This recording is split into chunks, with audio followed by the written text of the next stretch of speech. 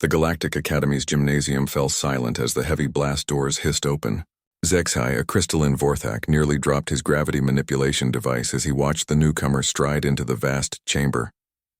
The being was bipedal, covered in what appeared to be primitive fabric wrappings and moved with a disturbing fluidity that made HFY's mineral structure vibrate with unease.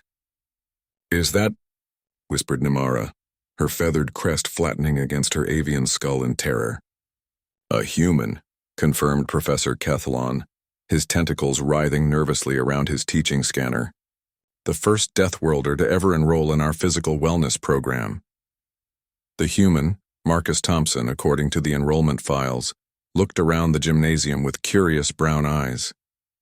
The facility was designed to accommodate dozens of species: low-gravity zones for the delicate fairy, high-pressure atmospheric pockets for the aquatic depths dwellers, and radiation-shielded areas for the energy-based Lumi. What it wasn't designed for was a creature that had evolved on a Class 12 death world, where everything from the weather to the wildlife actively tried to kill the inhabitants. "All right, everyone," Professor Kethlon announced, his voice amplifying through the universal translator. "Today we'll be doing our standard fitness assessment. Remember, this is about personal improvement, not competition." The students began spreading out, most giving Marcus an extremely wide berth. Zithra, a gaseous being from the nebula colonies, actually increased her containment field's opacity to avoid visual contact with the human. Marcus, seemingly oblivious to the terror he was inspiring, walked over to where the other students were gathering around the first station, the endurance platform.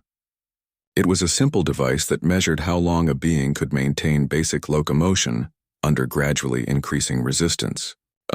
Excuse me," Kethlon approached cautiously. "Perhaps you should start with the low-impact modules. We wouldn't want you to injure yourself." Marcus smiled, an expression that made several nearby students flinch at the sight of his bone-white teeth. "Thanks, Professor, but I think I'll be fine with the regular program." The first test began.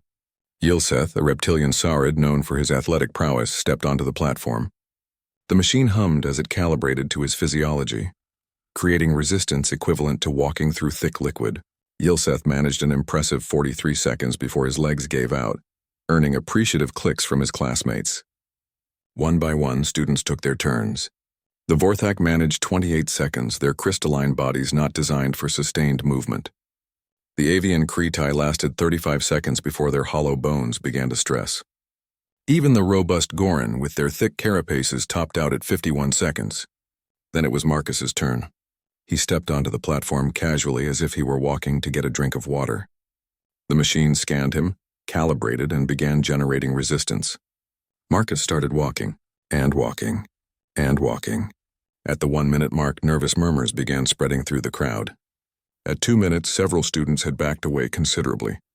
By 3 minutes, Professor Kethlon was frantically checking his equipment for malfunctions. Marcus continued his steady pace, breathing easily, occasionally glancing around at his increasingly panicked classmates. He seemed confused by their reactions. Is the machine broken?" Nimara whispered. "No," Kethlon replied, his voice barely steady. "It's working perfectly.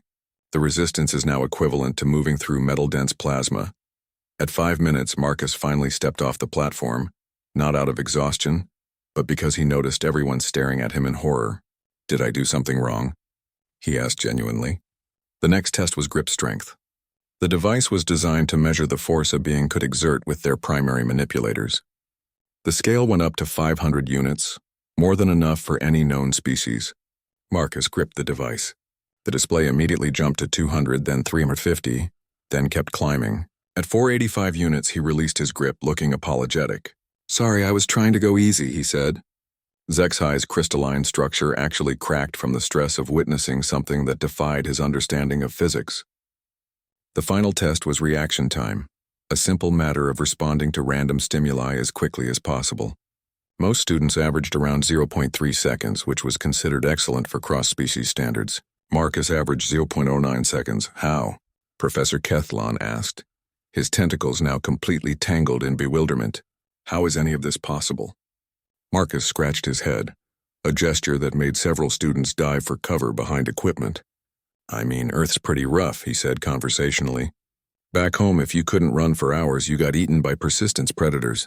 If you couldn't react fast enough, you got killed by ambush predators. If you weren't strong enough, you got crushed by environmental hazards. It's really not that big a deal. Not a big deal? Yilseth's voice cracked. Your planet tried to kill you for millions of years? Well, yeah, Marcus shrugged. But we killed it back. That's kind of humanity's thing.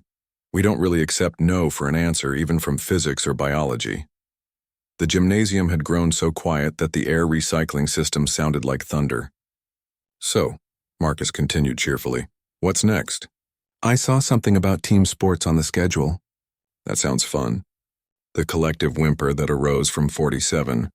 Different species was later described by xenobiologists as the first recorded instance of universal terror translating perfectly across all known linguistic barriers.